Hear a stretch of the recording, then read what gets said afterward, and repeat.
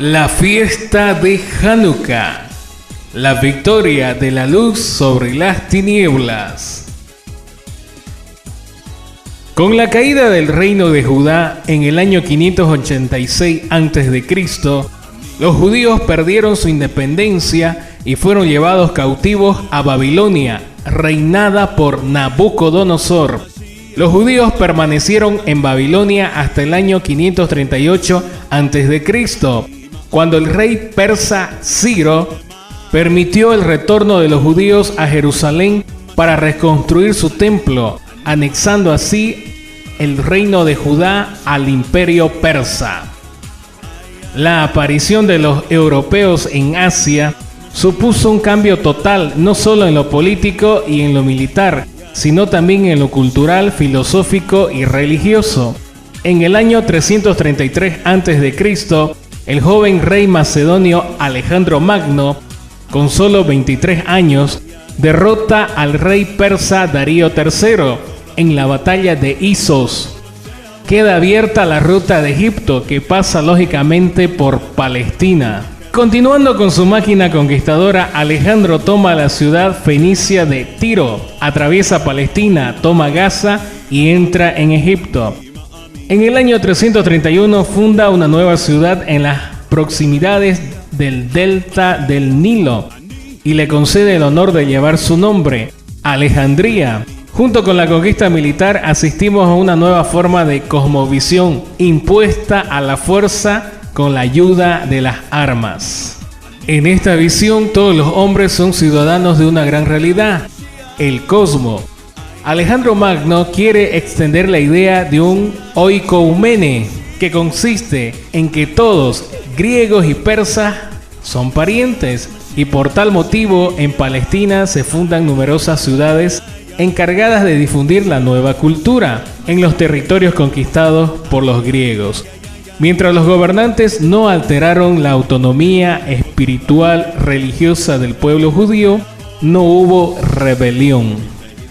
Alejandro Magno libró muchas batallas, conquistó plazas fuertes y dio muertes a reyes de la tierra, avanzando hasta los confines del mundo, y saqueó una multitud de naciones. La tierra enmudeció en su presencia y por eso su corazón se ensoberbeció y se llenó de orgullo. Alejandro con un poderosísimo ejército sometió provincias, naciones y dinastías que le pagaron tributo, hasta que un día inesperadamente cayó enfermo y comprendiendo que iba a morir, convocó a sus generales, a los nobles que se habían educado con él desde su juventud, y antes de su muerte repartió entre ellos su reino. Alejandro Magno murió después de reinar 12 años y sus generales se hicieron cargo del gobierno. Apenas murió Alejandro en el año 323, sus generales comienzan las luchas encarnecidas por el poder. Las armas decidirán quiénes serán sus sucesores. En el año 321 se lleva a cabo un primer reparto del imperio de Alejandro. De las nuevas zonas surgidas del imperio desmembrado, Palestina le interesa directamente a dos, los jefes de Siria y de Egipto. Egipto será para Ptolomeo I, hijo de Lago, uno de los generales más brillantes de Alejandro.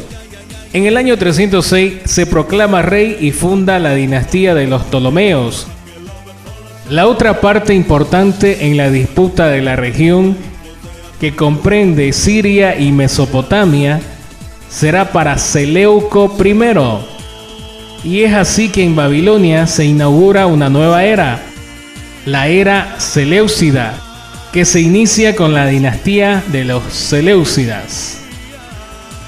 Otro de los generales de Alejandro era Antíoco Epífanes, hijo del rey Antíoco, que subió al trono el año 137 del Imperio griego. Fue entonces cuando apareció en Israel un grupo de renegados que sedujeron a muchos, diciendo: hagamos una alianza con las naciones vecinas, porque desde que nos separamos de ella, nos sobrevinieron muchos males. Esta propuesta fue bien recibida, y los traidores fueron enseguida a ver a Antíoco para que se les autorice a seguir las costumbres de los paganos. Los renegados israelitas construyeron un gimnasio en Jerusalén, al estilo de los helenos, disimularon la marca de la circuncisión y rechazando la Santa Alianza, se unieron a los griegos y se entregaron a toda clase de maldades. Muchos de los renegados habían dejado de considerarse judíos, estaban preparados para convertirse en griegos, eran gente civilizada, gente culta, habían abandonado las barbas y las capas, se sometieron a dolorosas operaciones para borrar los signos de la circuncisión, hablaban en griego y pretendían sentirse incómodos con el hebreo y el arameo. Sin embargo, a pesar del actuar de los renegados, un puñado de judíos continuaba siendo fiel a su religión y a sus costumbres. Fue entonces que el rey Antíoco IV de Siria comenzó a poner trabas a la vida judía, prohibiendo que se cumplieran las normas de la Torá. En la pequeña aldea de Modín vivía la familia de Matías Macabeo, con sus 5 hijos, quien se resistió a esta medida y se negó a arrodillarse a los ídolos griegos y a sacrificar un cerdo en su altar. Era el día 25 del mes de Quisleu, en el año 168 a.C., cuando los oficiales del rey Antíoco de Siria ofrecieron sacrificios idólatras sobre el altar de Dios, rasgaron en trozos los libros de lo que pudieron encontrar y los quemaron. Y el rey ordenó que el pueblo de Judea abandonara su ley y el pacto, que comiera cosas impuras, que profanara el Shabbat y mancillara el santuario. Sin embargo, muchos judíos prefirieron morir antes que renegar del pacto sagrado. Y este hecho marcó el comienzo de la rebelión de los macabeos para defender su libertad religiosa y cultural del pueblo judío. Cuando los oficiales del rey llegaron a la ciudad de Modín, dijeron a Matías Macabeo: «Tú eres el dirigente y un hombre grande y honorable en esta ciudad.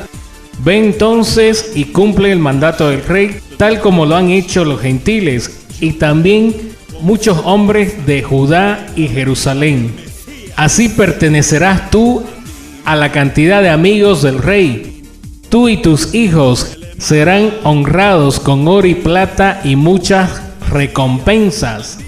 Pero Matías Macabeo contestó y habló en voz alta: «Aunque todas las naciones que están bajo el dominio del rey le obedezcan y cada una de ellas se separe de la religión de sus padres, yo y mis hijos y mis hermanos continuaremos en el pacto de nuestros padres.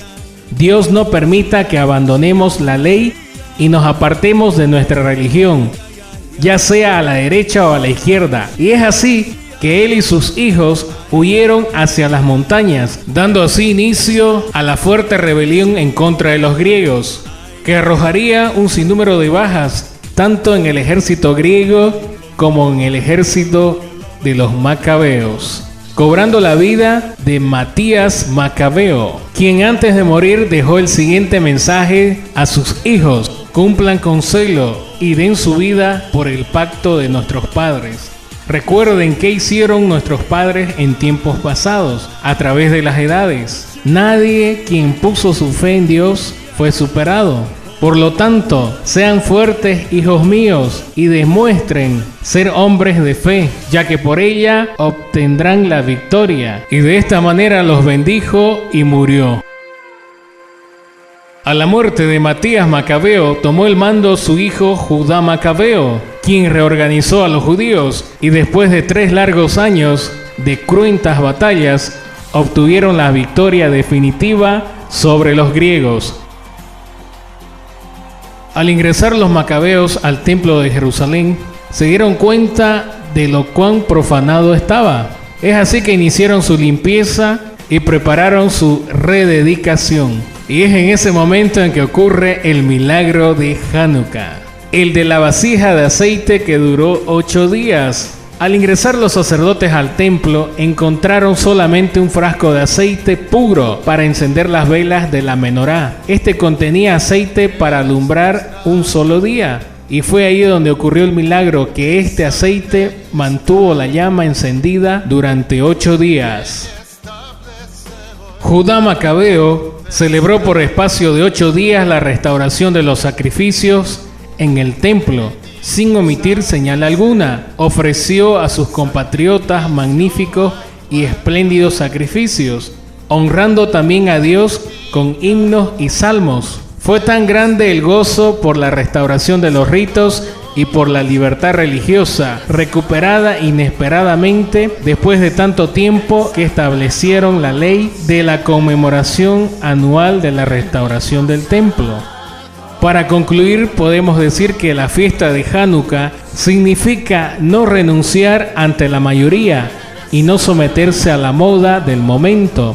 Significa luchar por lo que nuestra conciencia nos dicta siempre, ya que después de la destrucción, después que su tierra fue conquistada por extranjeros, después que el santuario fue destruido, fue profanado y su gente fue dispersa por todas las naciones, a pesar de eso, los enemigos no lograron eliminarlos, porque los judíos se aferraron a su Dios. La fiesta de Hanukkah significa la victoria de lo santo sobre lo pagano, la victoria de la minoría sobre la mayoría, la victoria de la luz sobre las tinieblas. Y sobre todo podemos decir que lo que le dio la victoria a los macabeos fue su fe en su Dios, el supremo creador.